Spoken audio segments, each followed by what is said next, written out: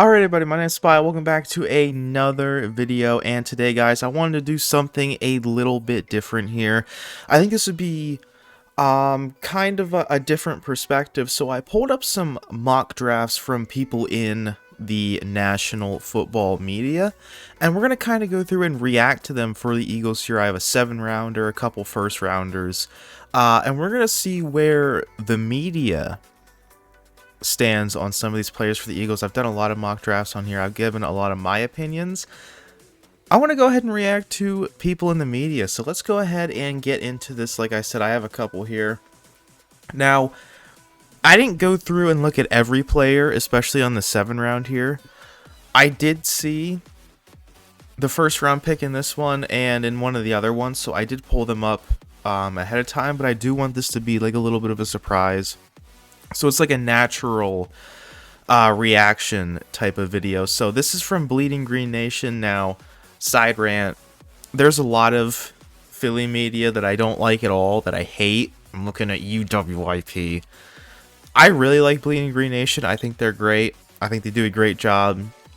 You know, all of this is for fun. I'm not like attacking anybody, right? Disclaimer. Whoever wrote this, you know, Benjamin Natan, probably an awesome guy, right? It's just, you know, us talking about this. If I criticize it, I'm not attacking him personally, right? Whatever. Let's go. But again, there's a lot of Philly media I don't like. I do like what I pulled up here, and I think this should give us some pretty interesting picks. And I don't think it's going to be like clickbait, like WIP would do if they dropped one of these lists. So, BGN right here, the 2025 Eagles season is over almost mercifully. With the end of a disappointing year comes optimism for an offseason for the team to change, improve, and add some new faces. So as of today, the Eagles hold 8 picks in the draft, including the 23rd overall pick and 4 picks in the top 100. The draft is deep where the Eagles need it to be. O-line and defensive skill positions. Okay, so a lot of this video, you know, I do want to talk about the draft as a whole, because we're going to go through all 7 rounds in this one, so buckle in. O-line in this draft, I disagree. I think it honestly sucks. I think tackle sucks in this draft really bad, outside of like the first couple guys, and even the first couple guys, like Fano, maybe he's a guard. Maui Noah, maybe he's a guard, maybe he's a tackle. All these guys have, like, major problems. KADYN Proctor, who we're going to get to in a second. Like, these guys have major problems. I don't think there's anybody that's like, oh, yeah, he'll be a star day one, like Joe Alt a couple years ago. Like, you watch Joe Alt, and it's like, oh, yeah, all-pro tackle, right? Left tackle. Yep, he's going to be good. I don't really see that. And a lot of the guys later on, like Monroe Freeling, Peter Tillman, I think his name is Tierman or something. Those guys are projects. There's a lot of projects later on. I don't know. Guard and center is really, really bad. It's horrible. It's comedically terrible. Defensive skill position, I do agree 100%. There's some incredible defenders in this draft. There's a lot of depth at a lot of different positions. Corner especially. There's a lot of really good corners. There's a lot of really different ones. I think edge in this class is exceptional. Defensively, I think this is a great draft. Offense is where this draft stinks. So he says he does a simulation every year to track the changes in the Eagles' needs, player draft stocks, and possible pick movement. We're months and months away, so things are definitely subject to change. Yeah, so there's free agency still. I talked about that in some of my other videos. I do get a lot of comments like, oh, why would they draft this guy? We have this person. It's like, well, free agency exists, trades exists, you know, like, free agency next year exists, the year after. Like, sometimes you draft a player and, you know, you're drafting him a year or two ahead of time, right? So there's a lot of stuff like that to take in mind. So his first pick here is KADYN Proctor. Now, you know, I've been on record here and everywhere. Let's just,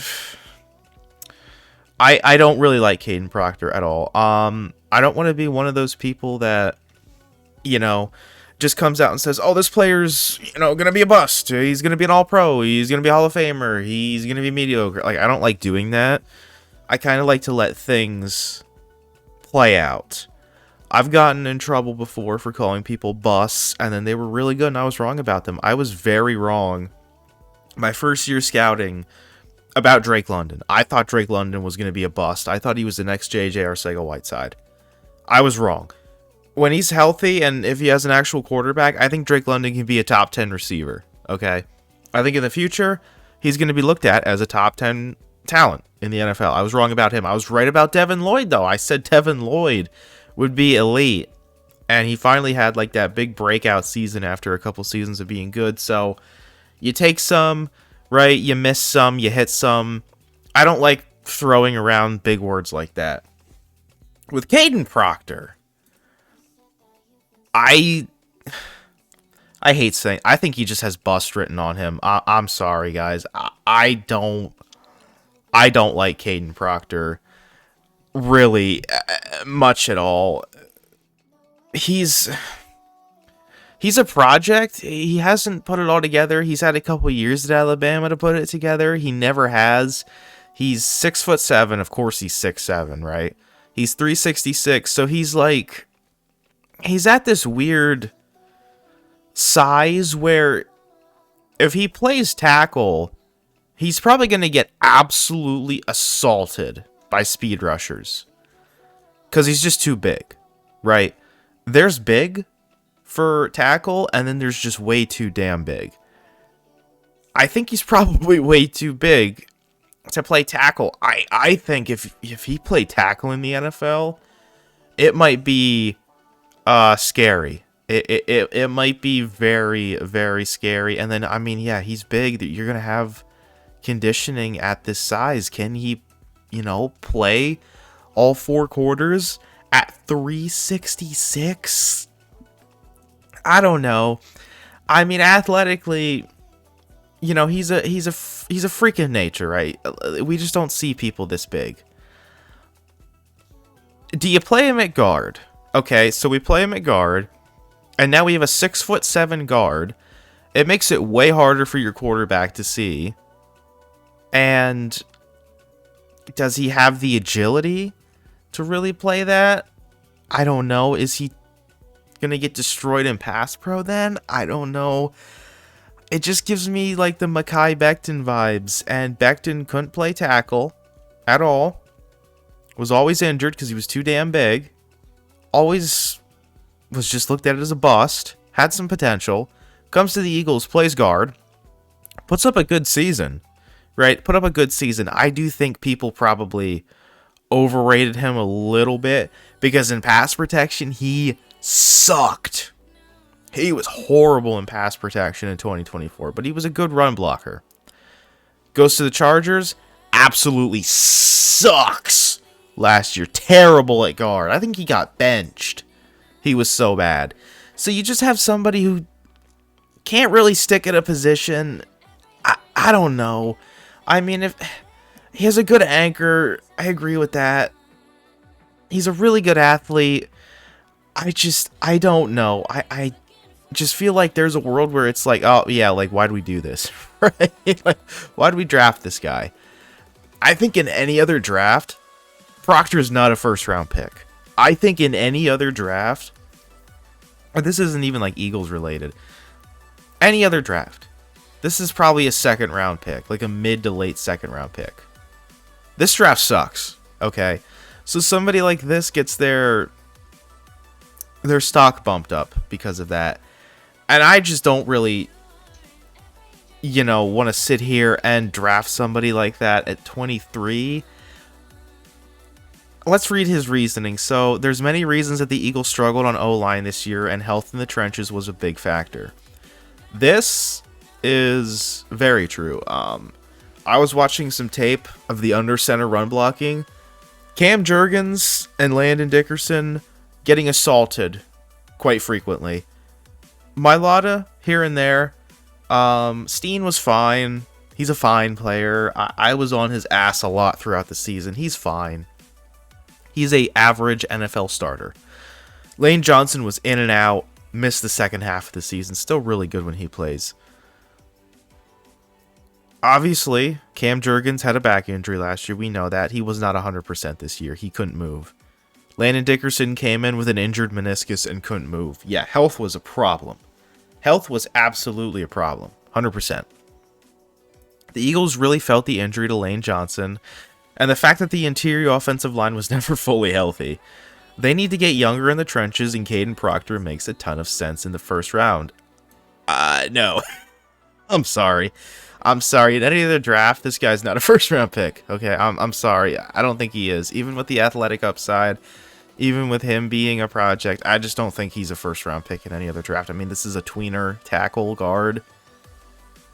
I don't know. At 6'7", 330 plus, Proctor looks like part of the next great Eagles tackle. He played 40 games at Alabama, all at left tackle, and got better every one of his 3 years. I just don't really agree with that. I mean, I don't think he's really put together a consistent season.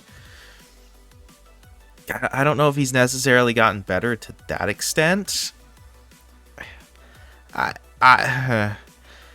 He could be a tremendous heir apparent for Lane Johnson with the potential to start at right guard in the meantime if the Eagles feel his height won't be a liability inside.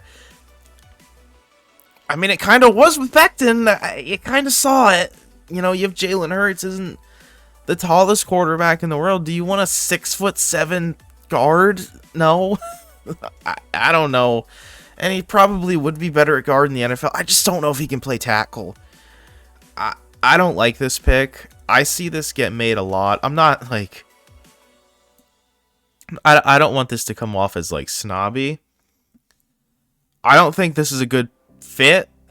Well, maybe it is a good fit because you have Jeff Stoutland and all that, and you can, you know, do the thing where I see a lot of...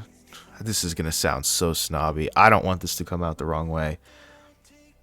But a large casual part of the fan base genuinely thinks that, like, Jeff Stoutland can fix everybody. Guys, you can't fix everybody. We had Kenyon Green last year, and he got cut before the season started, okay? I was seeing people when we got Kenyon Green be like, oh, Jeff Stoutland will fix him. He'll be elite. He'll be an elite guard, guys. No. You can't fix some players like that, okay? Jeff Stoutland can't just magically make magic happen. I don't know what a better way to put it. He can't... If you have just major issues, if you just suck, okay, you just suck. Like, you can get better. I know all that. I understand that. He can't just fix everybody, okay? I feel like this is a pick that is just, you know, I see it a lot, and I just don't feel like it's a good pick. And I see a lot of people make it, and I don't agree with this. I do want the Eagles to get better on the offensive line. I don't think it's KADYN Proctor. I think, you know, Caleb Lomu is probably a better fit if you want to go that way. Caleb Tierenman, you can go that way as well. Maybe a Monroe Freeling, a Jennings Dunker later on. I think you're better off trying that later on than taking somebody with a lot of risks. I mean, I feel like didn't really talk about the risks here. This is a risky pick.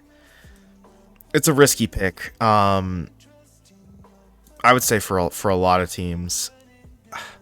We'll see. I mean, again, I don't want to sit here and call somebody a bust and say that they're not going to be able to play in the NFL, but it just scares me with Proctor. I feel like he just has bust written all over him. Let's get to the second pick. So, Eli Stowers. I watched Eli Stowers the other day. I liked him.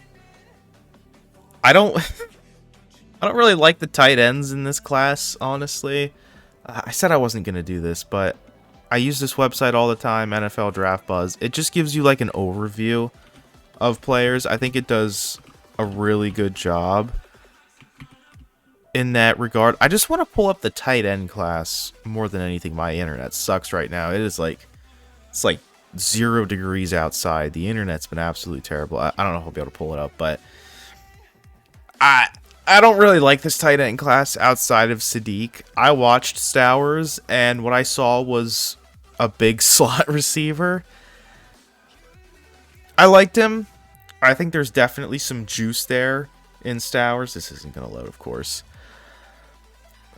I honestly You know, you go through and watch some of these tight ends, and then it's like, yeah, just bring Dallas Goedert back. Just bring Goddard back. Can he block? Not really. Does he really look like your typical two-way tight end? No. Is he a good receiver? Yeah, I think so. But I liked the one from Ohio State more. I think, what the hell's his name? Max Klein. I watched him and I liked him a lot more. Okay, so it's Max Clare. I liked him a lot more. I think he was a better route runner than Stowers, and they actually have him above Stowers right now. Stowers, I just wasn't like as blown away as I thought I was going to be. I liked what I saw. He's definitely undersized. Obviously, there's pretty much nothing with blocking. I liked him as a route runner. I think there was definitely a lot of play after the catch. Or yards after the catch, my bad. I thought I was going to get a little bit more, right? I don't know, man. I just really am not a big fan of this tight end class. You know, Michael Trigg's interesting. I like Eli Raritan, but then again, he's more of like a primary blocker. He didn't have a great year last year. Had a better year receiving before that, but I don't know how much you're going to get out of him as a receiver. And then, you just sit here and it's like, all right, you have two big-ass, slot receivers, basically. I liked Claire more because I saw somebody who could, tear apart a zone. I saw a really smart player. Somebody who really can just, get into those holes in a defense. Kind of like a Dalton Kincaid type of player. I think Stowers is similar to that. I don't know. Trey McBride, I don't know. Trey McBride's really good. We don't talk about him as a blocker, though. Michael Mayer, maybe. As some comparisons, I would probably say probably closer to that Dalton Kincaid, that big slot receiver. Just wasn't super as blown away as I thought I would be with some of these tight ends. I'm not a big fan of this tight end class. If you're gonna draft one, I'd be fine with Stowers because I think you can use him as a receiver, but you're gonna have to bring in blocking tight ends in free agency, and we didn't see that last year. I don't know what the hell the thought process was. Keeping Calcaterra around, Goddard wasn't a great blocker, and then after that, it was just wet farts. Kyle Granson, whatever.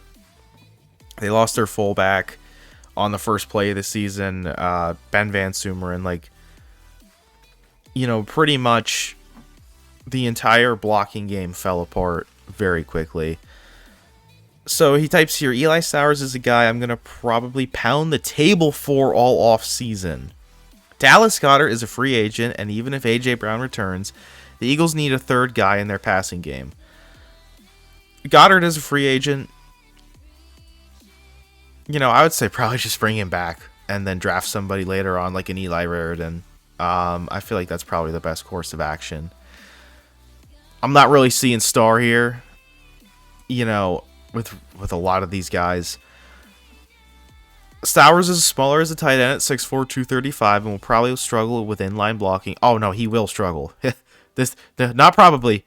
He will struggle with inline blocking. But God, what a mismatch this player could be with the right offensive coordinator.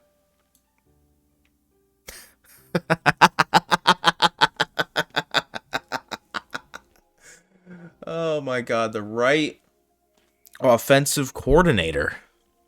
Well, the Eagles don't have an offensive coordinator right now.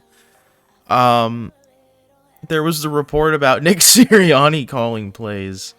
The right offensive coordinator. Oh, yeah. Yeah, Nick Sirianni really brings some winners in. Kevin Patullo and Brian Johnson. Yeah. Brings some winners in to be offensive coordinators. Yeah, mismatch. I haven't seen an Eagles offensive coordinator design a mismatch on a play since 2022 with Shane Steichen. I liked Kellen Moore, but even he didn't do that. Oh, what offense? What is this? Offensive? I don't know what this is. I feel it feels like the Doug Peterson days all over again, man. I don't know what an offensive coordinator is. Can somebody like tell me what that is? With his combination of size and athleticism, he'll be too fast for linebackers to cover and too big for most cornerbacks to play at the catch point. He's agile after the catch and can win all over the field.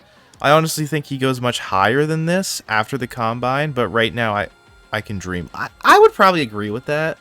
I think there's going to be a lot of teams that are going to be all over him early in the second round.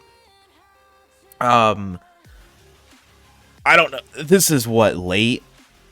Yeah, this is near the end of the second. I don't know if he's going to be there. That's why I kind of zeroed in a little bit on Max Clare in one of my last mock drafts.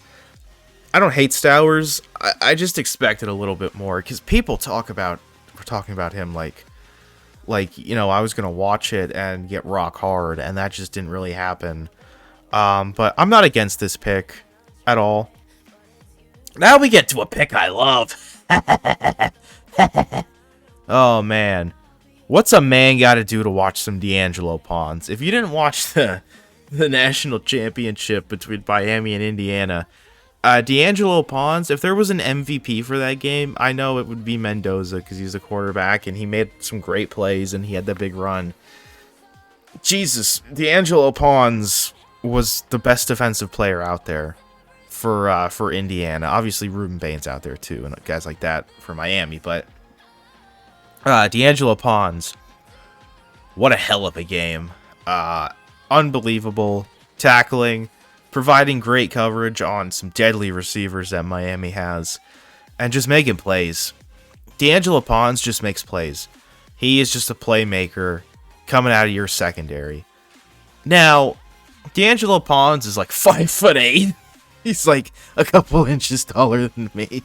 I don't know if he could play outside corner for the Eagles. He does at Indiana, and he's locked down some of the top receivers in the country. I mean, he fared pretty well against Jeremiah Smith when Indiana played Ohio State. He's no bum in that regard. But the NFL is a different beast, and you don't want to see somebody at 5'8" get, you know, out-physicaled on the outside. So I don't know if he can play on the outside in the NFL. However, I'm willing to spend a third-round pick to find the hell out. There's somebody else in this draft we're going to talk about later on that I have more of a concern for the size because he's a first-round pick. A third-round pick, you know, F it, right? Like, he could do it in college. Let's see if he can do it in the NFL. No matter what, Pons can come out of the secondary and hit and just bring insane energy to a team. I mean, this man does not play around. He does not F around. It's F around and find out with D'Angelo Pons. Since the 2021 draft, Howie Roseman has become dialed in on drafting players from the best programs in the country. 100% true. In that time frame, the Eagles drafted 8 players from a reigning national championship team. On top of that, there was just generally been more of an emphasis on drafting guys from blue chip schools. I don't know if Indiana's a blue chip school, but I mean, they're certainly establishing themselves as one now. Since 21, the Eagles have drafted tons of players from Georgia, Alabama, Michigan, Clemson, and Texas. We got to put Indiana in there now, guys. Whoever would have predicted that? Man, that doesn't sound right. Well, there's a new top program in the country. The Indiana Hoosiers are loaded with future NFL players on both sides of the ball. Absolutely true. Indiana, what a hell of a team, man. And that's a big reason they're 15-0 and heading into the Natty game this weekend. So this was before that. I expect the Eagles to dip into that talent pool at least once this spring. Pons might be undersized at 5'9", 170. I heard 5'8", but he's dominated Big Ten receivers for the last 2 years, shutting out some very talented players. 100% true. Since the beginning of the 24 season, Pons has been targeted 150 times on 892 coverage snaps and only allowed a single touchdown while picking off 5 passes. All as a boundary corner. He's smart, athletic, and physical. The Eagles have a huge hole in their secondary at the third cornerback spot, and Pons could push the play outside cornerback with Quignon, and then DeJean holds down the slot. 100%, right? They need another outside corner. Adoree Jackson isn't coming back, probably. Adoree Jackson got a lot of trash at the start of the season. I think he played pretty decent as the season went on. He was a serviceable starter, and he had some pretty good games here and there. where he actually looked good, and that's just the magic of a Fangio defense, right? Even somebody like that can get that little extra nudge, right, because of just what Fangio runs and how good the Eagles are with their corners and their coaching on corners. So I think bringing Pawns in to be that number 2 outside corner, Quinion obviously CB1, and then DeJean in the slot, I'd be really interested to see that. I think Pawns, you know, also being the second corner would take a little bit of pressure off him, especially as a rookie. And I think he could be like an immediate impact player. And, you know, if the size doesn't turn out to be too much of a problem and he can just play and play in a secondary, you know, this is going to be a really good pick. So I do really like that pick. Okay, so now we're going to get into some players that I'm not like 100% versed on in like the 4th, the 5th, the 6th round, right? I just started getting to like 2nd and 3rd round players. I don't know every single player, okay? The Eagles drafted freaking Jalix Hunt a couple years ago. I had no clue who the hell that was, okay? He wasn't on my radar in that draft class. So we have pick 3.98 here, Mikhail Kamara, edge defender, Indiana. The Eagles drafted a second Hoosier in this sim. Mikhail Kamara hasn't put up impressive sack numbers to follow up his 2024 season where he had double digits, but he actually has had more hurries this season. Kamara is a twitchy, high-motor defender who makes up for his lack of strength with a high level of effort. For an Eagles team that needs more youth and juice at the edge, Kamara makes a ton of sense as a role player behind Hunt and Smith. In a lot of the ones I do, I always try to get another edge rusher in. I love Denai Dennis Sutton. He's one of my favorite players in this draft.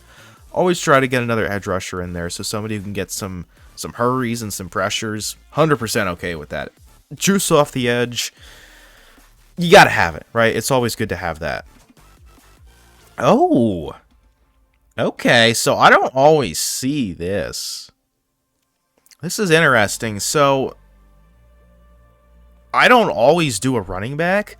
I don't see a lot of other people do running back because obviously you have Saquon Barkley, you have Tank next year, Tank Bigsby, and then you kind of just bring in like a third guy to mix in there. They don't really give carries to people that don't have 26 on their jersey for a reason. Even Tank, you know, we wanted him to get more touches throughout the season, and he made his mark when he got some of those touches as, you know, somebody to come into relief. I'm not against this. So we have Katron Allen right here, running back out of Penn State. You have the duo of Katron Allen and Nick Singleton from Penn State. Katron Allen had a really good year last year. A lot of people expected like Singleton to really shine, but Katron Allen kind of stole his chain a little bit. They're kind of different players. Katron Allen's a little bit more of a bruiser. I'm not against this. I think this is interesting. So even with Bigsby looking impressive in small sample sizes this season, the Eagles could still build out their running back room a bit more. Saquon Barkley took a step back this year. No. Please go watch any run blocking film from the Eagles and let me know what Saquon was supposed to do on some of the... You know what? Give me 1 second. Give me one damn second. All right, so I don't like the narrative that like this was all Saquon's problem. You know, I was posting some film clips the other day, and you know, what is Saquon Barkley supposed to do on a play like this? Dickerson gets beat. Mailata's not Mailata. That's Steen. My bad. I'm sorry. I couldn't believe I saw that. Okay, Chris Jones is running through this backfield. Okay, let me just put that way. Chris Jones is running through this backfield. No, wait, is that Mailata? Okay, I think that is Mailata. Whatever. Okay, never mind. Okay, whatever. What's Saquon supposed to do here, right? Chris Jones this play just started. Hurts isn't even like holding the ball out yet, and he's already in the backfield because these idiots blow up a block. You know, Dickerson and Juergens were routinely getting beat off the line last year. It was horrible. It was unwatchably bad. Okay, this stuff pisses you off when you watch it. You know, you have stuff like this. You know, guys not doing anything correctly. Darius Cooper slips and completely blows that block, and then Saquon gets hit because Darius Cooper fell and couldn't make the block there. Like, you have stuff like that, and it's like, I'm not gonna sit here and trash Saquon for stuff like that because it's not his fault. Like, you can't sit here and blame stuff like that on him. The run blocking last year was horrible. It was horrible. You can find any run blocking stat for the Eagles, and it was horrible last year. So I'm not on this like, oh, Barkley regressed. No shit, he wasn't gonna put up 2,000 yards with stuff like that. No shit. There's so many plays where linemen are in the backfield the second he gets the ball. Okay, so Will Shipley has failed to impress in 2 seasons. Will Shipley sucks. I don't know what he does. Like, what does Will Shipley do well? He's not a very good receiver. Runner. He had that run against the Commanders last year in the NFC Championship game. That's about it. He can't return kicks or punts. He sucks. Will Shipley sucks. He's terrible. He does nothing. I don't know why they try to force touches on him. I didn't like him in that draft. I thought there was a lot of other running backs that, I don't know, weren't dog shit. I just never saw it with Will Shipley, and, you know, you draft somebody like that really doesn't have any exceptional trait, and he comes in the NFL and doesn't really do anything, and it's like, well, no shit. I never liked Will Shipley as a pick. Meanwhile, Allen brings a much-needed physicality as an inside runner. He's athletic, but does his best work between tackles, wearing down defenses 100%.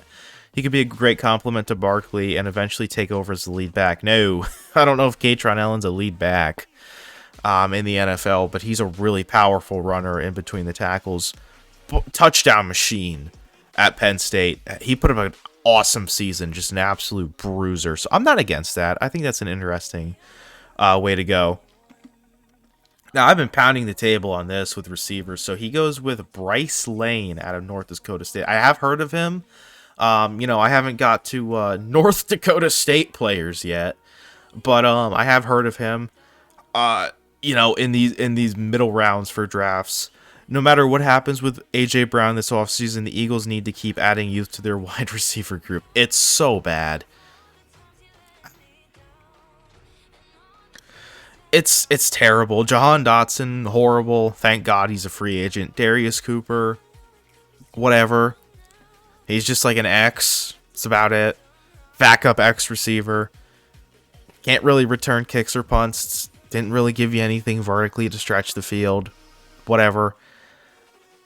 You know, Anais Smith didn't work out. Didn't like that pick either. He got cut last year. Johnny Wilson's a good blocker. I actually do kind of like him. I do hope to see him come back next year, but he's not a field stretcher. The Eagles haven't had a field stretcher since Quez Fartkins, and he couldn't catch. The idea of Quez Watkins was always really good as a stretcher. So I do think they need to bring somebody in who is a deep threat. And not just a deep threat, but please, for the love of Christ, give me a receiver who can actually return punts and kicks. Please. I am so sick of them, like, bringing back Britton Covey, and then he plays one game and he's on IR for 10 weeks, and everybody's like, oh my god, Britton Covey's back, woohoo, it's the end of the season, Britton Covey's back, guys, and then he's like fine, and then he gets hurt again, and then you have freaking Will Shipley, time to fumble. Like, they just don't have anybody that can do that, and they haven't had anybody that could do that since, you know, like 22 and 23 Britton Covey and stuff like that. So Anais Smith didn't really do it.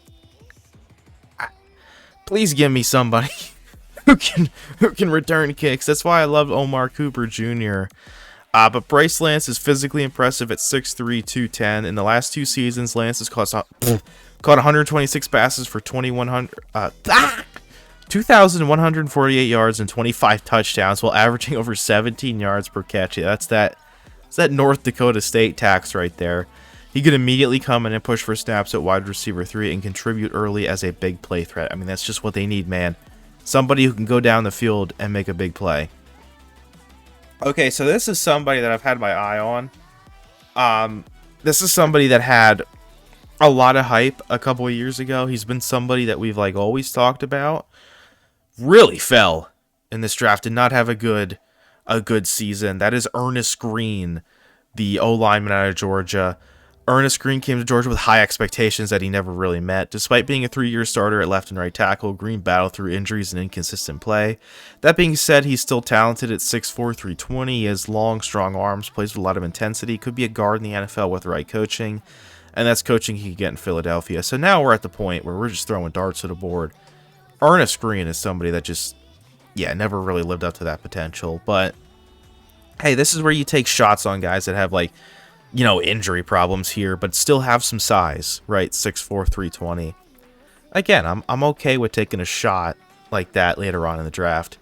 Vincent Anthony Jr., edge out of Duke. As the Eagles continue to reload on defense, Vincent Jr. feels like a great late-round swing. He's a toolsy player at 6'6", 260. Has long arms and a great motor. Inconsistent at Duke would be a great project. Again, just like a special teams player.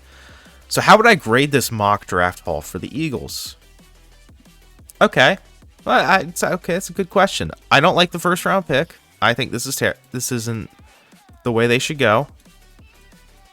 Could you like squint your eyes and talk yourself into Proctor? I guess.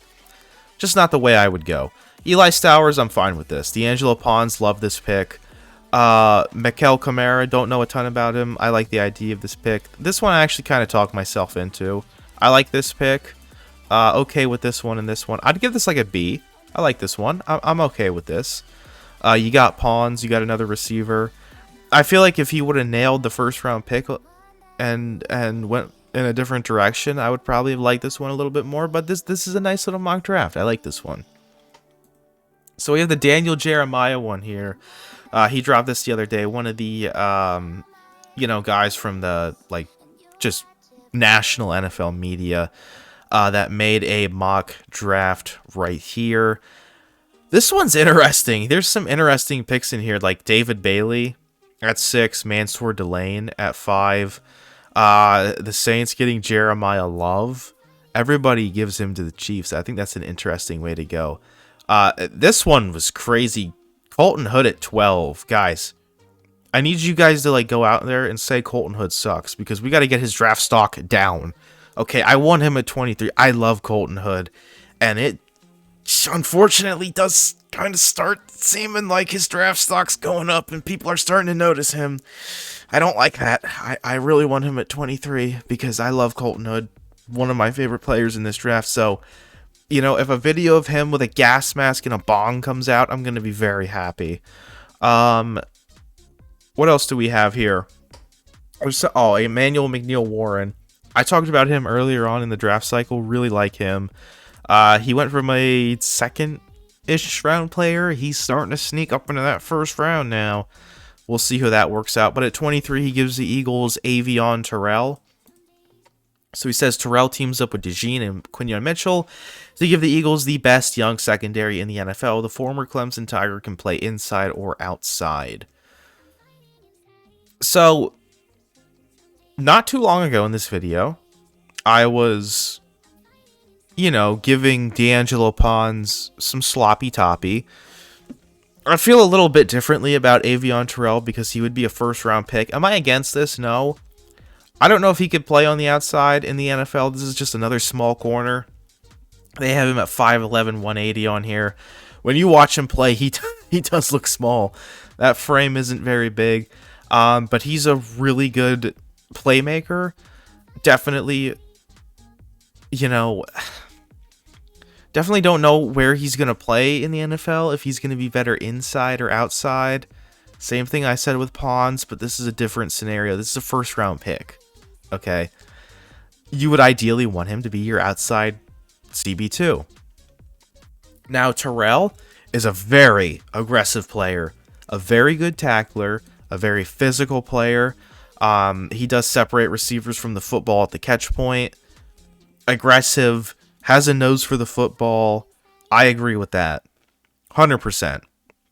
He can also be a returner. Apparently, I didn't know about that. I don't know if I saw a lot of that. Versatile defender who excels in both man and zone. I feel like he's probably better in man. I mean, that doesn't... I don't know if that matters a whole ton, but, you know, he's small, right? Like, it's definitely going to be something interesting. Does he just fit better on the inside in the NFL? I don't know. Can he play on the outside? I don't know. Is he like a, who's the one on the Texans? He went to Georgia. Kamari Lassiter. Is he like a Kamari Lassiter type of player who can play on the outside, gives you that fantastic run defense, and is solid enough in coverage to stick on the outside? Maybe. I haven't been the biggest fan of Terrell. I would rather a different corner here, but Colton Hood's gone, right? He's gone in this draft, so I'm okay with Avion Terrell in that scenario. I don't know what the ceiling is for him in the NFL. I'm not really sure how he'd fit on the defense. I don't know where he's going to play. I don't know. Can you just throw him out there and see what happens? Yeah. I would agree with that. I like this. I'm fine with this. I'm fine with that one. So, I have NBCSP right here. Another organization that I do respect, right? I'm not, not going to go after them like another media company in Philly. But this is by Dave Zangaro, one of the OGs for the Eagles in the media.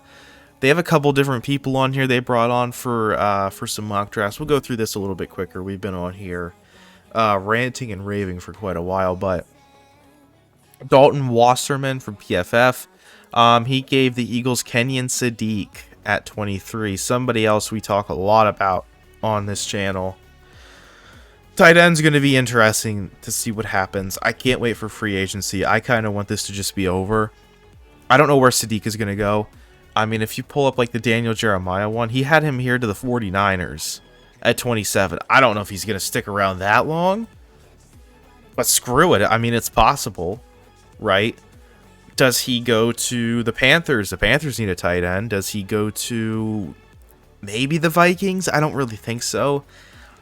Do they look for like a TJ Hawkinson replacement? I don't know. Not the Jets. The Buccaneers, definitely 100%. The Buccaneers could look into that. I think the Bucs is where you start going on Sadiq watch. Could the Rams do it? Yeah, I think they could do it. They don't really have like that solidified number one tight end. Could the Bengals do it? Maybe, but they need to fix their defense. Dolphins, maybe? Chiefs, maybe? You start looking through some of these teams and it's like, maybe, yes, maybe. I don't know where he's going to go, guys. I don't know. I don't know where he goes. I have no idea. Got no clue. I don't know. I just don't know where he's going to go. I like him as a player. I did see, one channel I watch a lot. Shit, I forget their name. I apologize for that, but they kind of brought up a KADYN comparison because Sadiq is super athletic. Didn't really have the production in college that you'd look for. Similar to KADYN, gets drafted high, never really works out. I did hear that. I understand that. I think Sadiq's going to be really good in the NFL as a receiving tight end. I'd be happy with him if the Eagles drafted him. I'm not against it. I do like Sadiq. So we have, how the hell do you say this? Arden Ostley? He says Kenyon Sadiq as well. Goddard hitting free agency. Sadiq can make sense as his heir in the Eagles offense. Sadiq is a vertical threat and a willing blocker with plenty of runway to improve. He'll be a 21-year-old rookie. Yeah, I agree with that. Mel Kiper. Mel Kiper. Yay. He went with Avion Terrell. Same thing with Daniel Jeremiah. You do see a lot of people pick Avion Terrell in the media. We already talked about him. I'm okay with that. KADYN Proctor, no. I floated this as an idea. I floated this one. Keith Sanchez from the Draft Network. KC Concepcion out of Texas A&M, very electric receiver. Concepcion is like just one of those like small, twitchy, bursty electric receivers, kind of like a Walmart. Well, not a Walmart, but like kind of in the same mold as like a Zay Flowers type of receiver. Somebody who, you know, really electric, can take a ball to the house anywhere, can make guys miss out in the open field. But he's very small. He's a small receiver. I've seen some people also have questions about his catching ability, right? But he was also a punt returner at Texas A&M, and I saw him destroy some teams when you watch A&M play. So he talked about the A.J. Brown thing. Look, I'm not going to comment on that too much. I think you keep A.J. Brown, okay? But, yeah, you need another receiver 3, right? Do you take a third receiver at 23? I don't know. That's what makes this pick kind of weird. I did kind of float that as an idea. So that's everything we have here. Some really interesting picks, some stuff I liked, some stuff I disagreed with, but at the end of the day, this is all crapshoot. Who knows? There's a lot of things that are changing. You know, every day. We just had the Senior Bowl, stuff like that. The Combine's coming up. A lot of stuff's gonna change. You know, trades when the new league year starts. So again, that is all we have right here. Let me know what your favorite pick was. Mine's probably D'Angelo Pons because I'm his #1 Glazer. But let me know what your favorite pick in this video was. On your way out, hit the like button for me, the sub button, the post notifications. Love you guys, and I'll see you all in the next video. Bye, guys.